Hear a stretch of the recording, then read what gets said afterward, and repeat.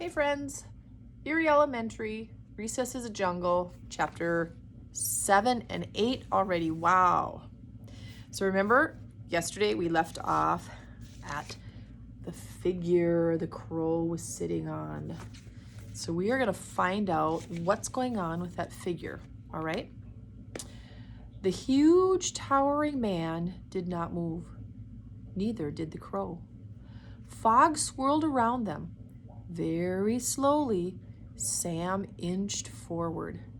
The hall monitor sash tugged at Lucy and Antonio to follow him. There was a gust of cool wind, and the fog cleared just like that. They saw then that it was not a man. Not really. "It's just a statue," Lucy exclaimed. Antonio breathed a sigh of relief. "We were worried over a big hunk of stone." The statue was cracked and chipped. Large black insects crawled in and out of it. Green moss covered much of the statue, including its face. The statue stood atop a stone base covered in vines. "The soccer ball," Antonio said, pointing. The ball rested against the base of the statue. "Hey, we found it," Lucy said. Antonio scooped it up and wiped mud off of it. Sam barely heard his friends. He was too busy staring at the statue. He wondered who the man was. Squawk! Squawk! The crow flapped its wings and flew into the fog. Sam untied the sash and threw it over his shoulder. "Can you two help me up?" he said. "I want to peel away that slimy green gunk so we can see the statue's face."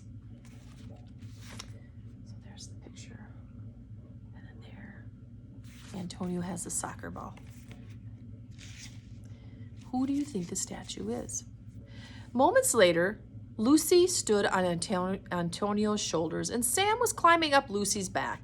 And then Antonio groaned and said, "You guys, how strong do you think I am?" "Pretty strong," Sam said with a grin. "Just hold still for one more second." Antonio stumbled a bit, but Lucy held tight to Sam's ankles. Sam grabbed onto the top of the statue. Now they were steady. Sam's fingers clutched the moss. Slowly he began pulling it off the statue's face. The moss was wet and cold as ice. It smelled of mud and earth. As Sam peeled it away from the statue's mouth, he felt cold air rush out at him. It was like something old and lifeless had just breathed on him. Sam gulped. He continued peeling away the moss, and at last a large bit came free. Sam saw a face staring back at him. He cried out, "The statue! It's a statue of Orson Eerie!" Did you think it was Orson Eerie? Here's the friends. They're really counting on each other, working together, and standing on top of each other's shoulders to reach it. And there's the statue again. See the breath coming out of his mouth? Chapter 8. It's a trap. Sam was clinging to the statue. Lucy looked up at him. "Orson Eerie? All the way out here in the jungle?" she asked. The thought of the creepy scientist made Antonio's legs feel wobbly. He stumbled, and Lucy fell forward. Sam tumbled from her shoulders. A second later, they all collapsed on the ground in a heap. Something caught Antonio's eye. He pulled at the vines covering the statue's base. There was writing on the stone. Lucy said. "I wonder..." "What?" Sam asked. Well, the statue says, "This statue marks the purchase of property by Orson Eerie in the year 1917. Lucy unzipped her backpack and pulled out Orson Eerie's journal. Sam and Antonio had found the red leather book when they went into the depths of the school to rescue Lucy. She quickly flipped through the pages. "Look at this map," Lucy cried out. "I think Orson Eerie bought this land for the school. See the area marked soccer field?"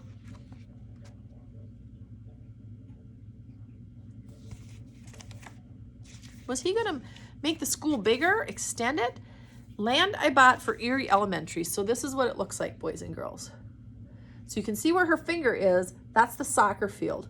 These right here are trees, so that would be woods. All right.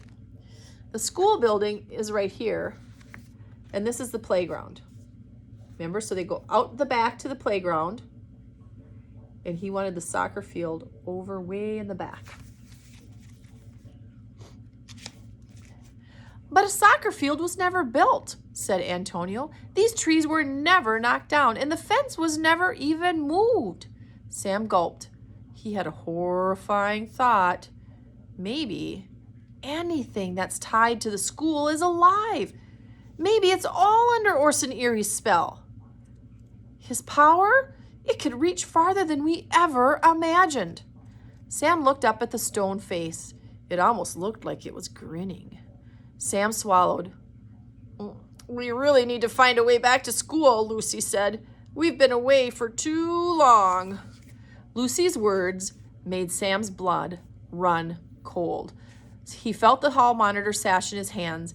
He looked at the soccer ball and then up at the towering statue. Suddenly, it all made sense. Terrifying sense.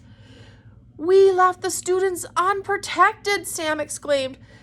While we've been stuck in this jungle, Eerie Elementary has been left without its protectors, without us. Orson Eerie pulled that ball in here so we'd follow it. It was a trick. Lucy couldn't believe it. Do you mean we've been tricked by Orson Eerie? Yes, said Sam. This was all just a trap. And with us, lost in the jungle, Antonio said the school is free to attack the students. Oh my. They weren't thinking, were they? So boys and girls, we need to get back to school now, Sam cried. He was just able to spot the school through the fog. The top of the building peeked above the trees. That way, Lucy said. They raced through the woods. The trees seemed to howl. The branches rattled and the leaves shook. Sam's heart pounded. His legs hurt. He had never run so hard in his whole entire life. We're getting close. I can see the fence, Antonio said. They scampered up a small hill. At last they crawled through the fence and burst out of the thick jungle.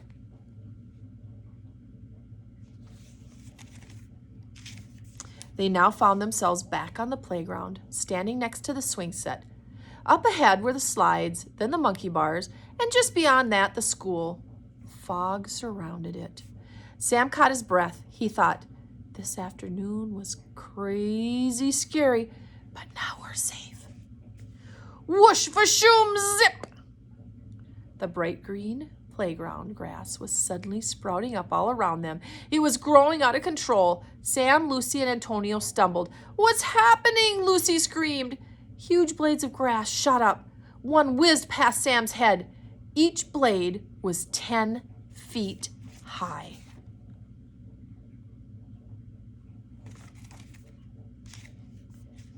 The friends huddled together.